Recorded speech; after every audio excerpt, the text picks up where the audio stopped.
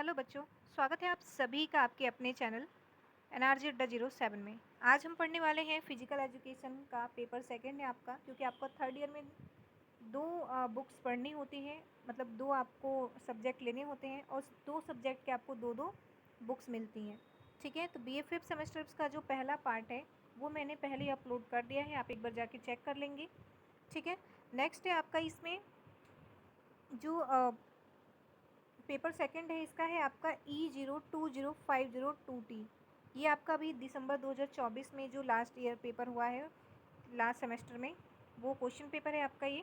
ठीक है, जैसा कि आपको पता है कि ये 3 खंडों में बटा होता है, अ, ब और स, और ए, बी और सी। देखिए आपका वेरी शॉर्ट होता है, ये शॉर्ट होता है, ये लॉन्ग, ये जो आपका पोर्शन होता है एस वाला, ये लॉन्ग वाला होता है।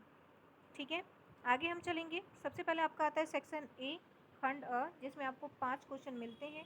पाँचों के क्वेश्चन अटेंड करना जरूरी होता है। एक क्वेश्चन आपका 3 नंबर का होता है, 3 इंटू 5 करेंगे तो 15 नंबर का आपका ये सेक्शन हो जाता है। और साथ ही मैं आपको बताना चाहूँगी कि ये आपको जो आप उत्तर देना होता है, ये 75 शब्दों में आंसर इसका देना होता है। चलिए स्टार्ट करते हैं आगे कि पहला क्वेश्चन है आपका कि advantage and disadvantages of function in sport. खेल कूद में घर्षण के लाभ व हानि को बताइए। अब जो खेल कूद है उसमें जो घर्षण के लाभ और हानि है उसको आपको बताना है। ठीक है, सेकंड क्वेश्चन है आपका सेकंड की फंक्शनिंग ऑफ लेवर्स।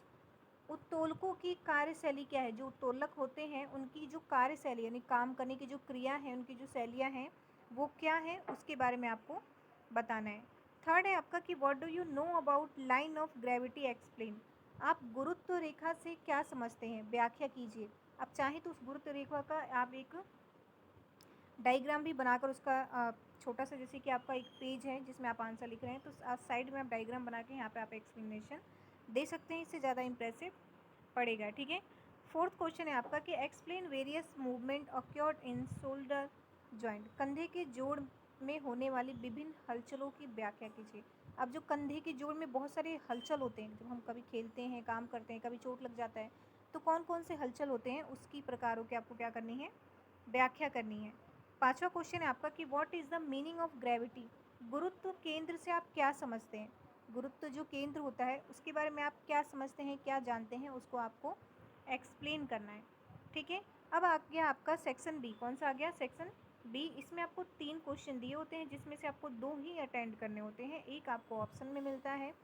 साथ ही ये जो क्वेश्चन होते हैं आपका, एक क्वेश्चन आपका 7.5 नंबर का होता है, यानी कि अगर 2 इंटू 7.5 करें तो कितना हो जाएगा, ये भी आपका लगभग 15 नंबर का सेक्शन हो जाता है, जिसका उत्तर आपको 200 शब्दों में देना होता है।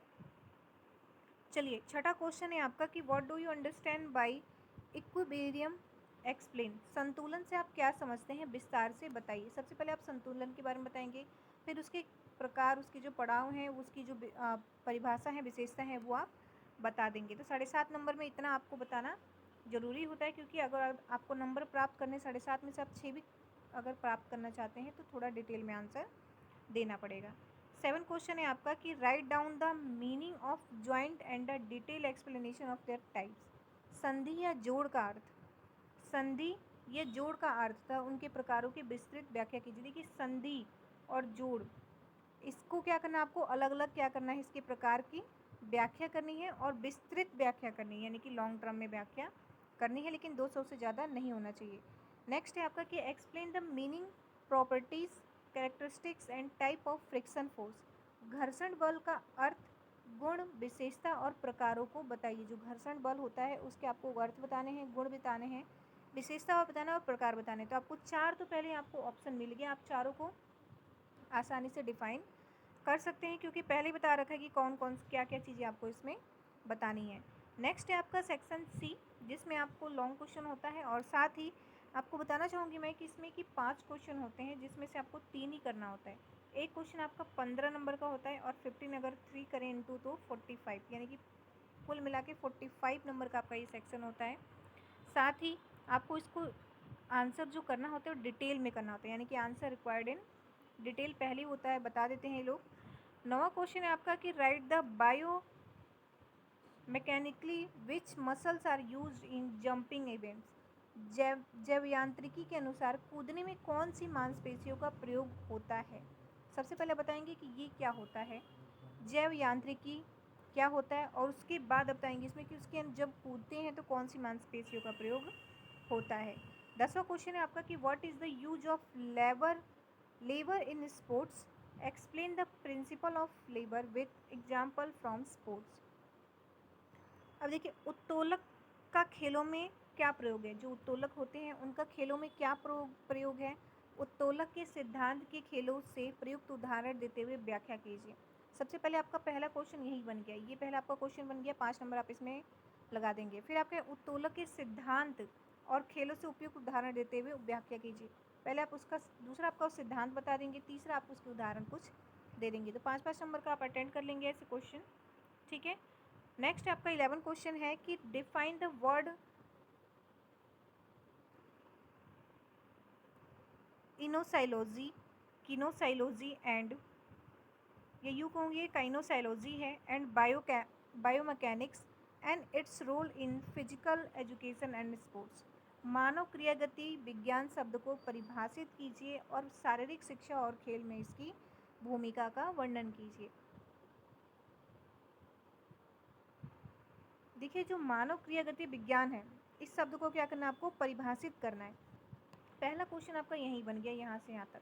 दूसरा आपका कि शारीरिक शिक्षा और खेल में इसकी भूमिका का वर्णन कीजिए। तो कुल मिला के 2 क्वेश्चन बन रहे हैं, 2 आप इसमें डिवाइड कर लेंगे और इसका आंसर आप इजीली दे पाएंगे। पहले आप क्वेश्चन को डिवाइड करना सीखिए, जब तक आप डिवाइड नहीं कर पाएंगे क्वेश्चन को आप आंसर नहीं दे पाएंगे, ठीक है। नेक्स्ट क्वेश्चन आपका कि what do you mean by equilibrium, explain with example in the field of sports.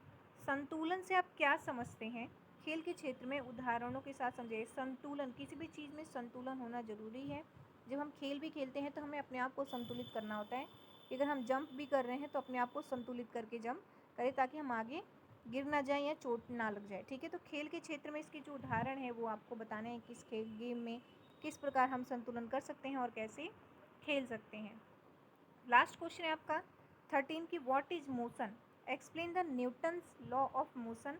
गति क्या है, जो गति है क्या है, और न्यूटन की गति के नियमों को विस्तार से समझाइए। न्यूटन के गति के नियमों को क्या करना है, आपको विस्तार से समझाना है। पहले आप गति बताएंगे कि पहला क्वेश्चन आपका यही है कि गति क्या है, ठीक है। पहला आपका क्वेश्चन यही हो जाएगा कि गति क्या है, और सेकंड है आपका कि न्यूटन की गति के नियमों को विस्तार से समझाइए। 2 क्वेश्चन आपका यहाँ पे प्रॉपर बन रहा है। इजीली आप इसको 2 पार्ट में डिवाइड करेंगे, उसके बाद इसका आपको आंसर देना है। जिस तरह जब क्वेश्चन आप देखेंगे तब आप पहले उसको डिवाइड करने का सोचें, क्योंकि लॉन्ग क्वेश्चन जो होता है उसको पहले डिवाइड कीजिए फिर आप उसका आंसर दीजिए, ठीक है। फिलहाल के लिए वीडियो जो है आपका यहीं पे समाप्त होता है। कोई भी क्वेश्चन हो आप कमेंट सेक्शन में पूछ सकते हैं। साथ ही वीडियो को लाइक कीजिए, लाइक करने के साथ आप वीडियो को हाइप भी कर सकते हैं, जिससे कि जो वीडियो है वो अन्य बच्चों तक पहुँचे जिससे इसकी ज़्यादा ज़रूरत हो। फिलहाल के लिए इतना ही, धन्यवाद। चैनल को सब्सक्राइब कीजिए और वीडियो को शेयर कीजिए।